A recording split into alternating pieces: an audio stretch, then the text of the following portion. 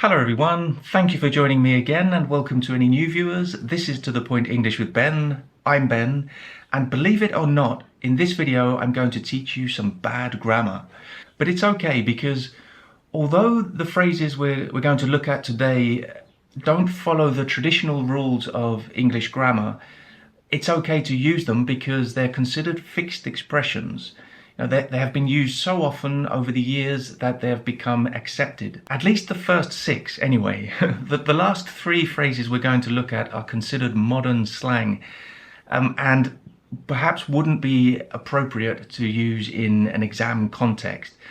But they are used quite a lot nowadays, so you need to know what they mean and how to use them. Okay, so the first phrase we're looking at today, which is kind of technically, grammatically incorrect because it doesn't follow the grammar rules, is long time no see.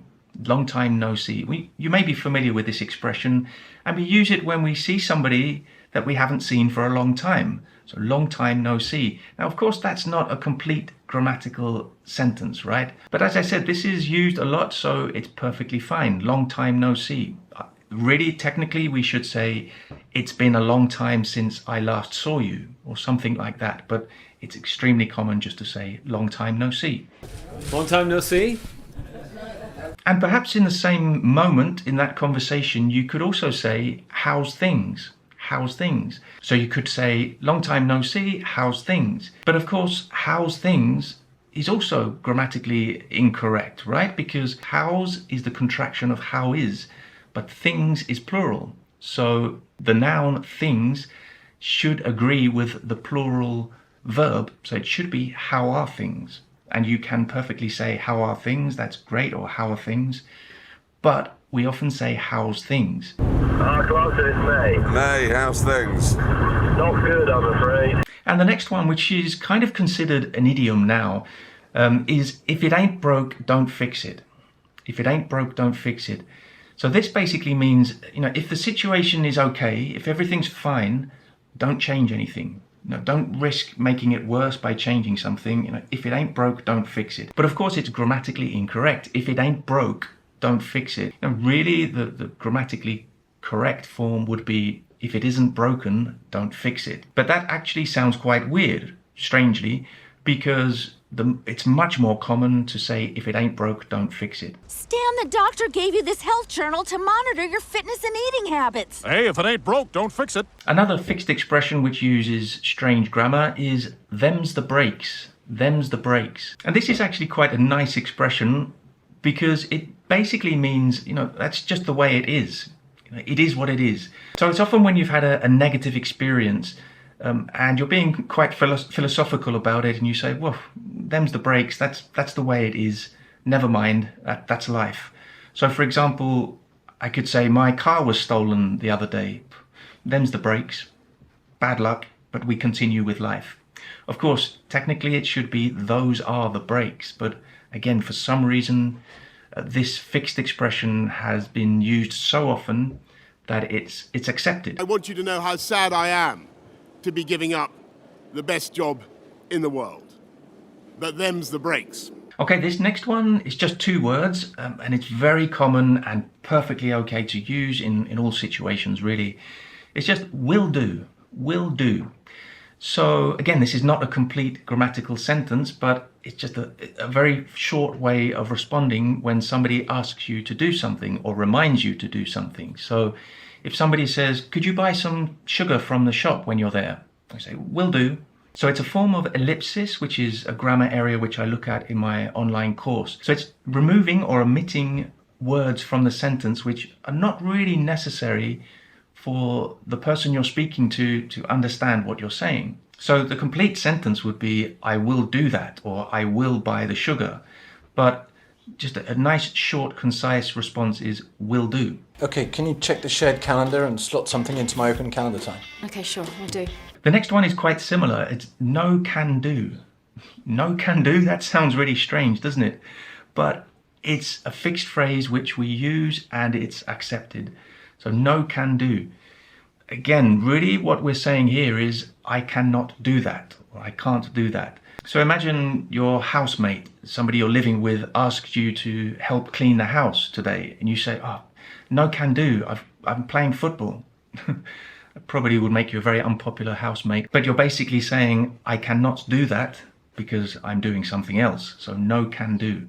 You're making me nervous. Can you take a break, please? Can do. I'm on a roll. Okay, so now it's time to look at those modern sort of slang expressions, which some people would argue, some English teachers would probably argue that you shouldn't use them because they're really grammatically incorrect. But in my opinion, you need to know about them because they are used a lot. You probably see them on social media, or maybe you've even heard them in films and series. And the first one is my bad, my bad.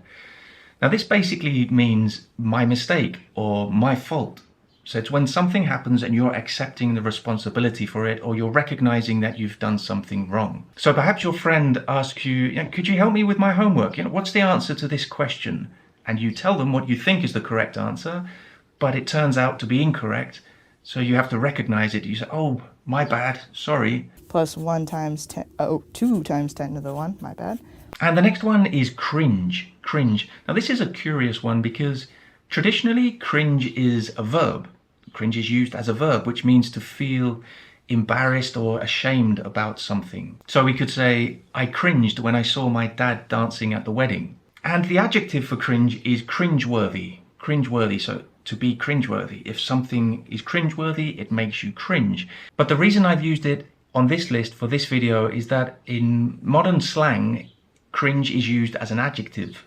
So you often hear or see young people saying, oh, it's so cringe, which to me, it sounds incorrect, but you'll see it so often that it's worth knowing that it's used in this way too. So often you see it on social media posts where somebody famous, a celebrity, does something embarrassing or says something embarrassing, and a lot of the comments will be, oh my God, how cringe, or so cringe. Ew, this is so cringe.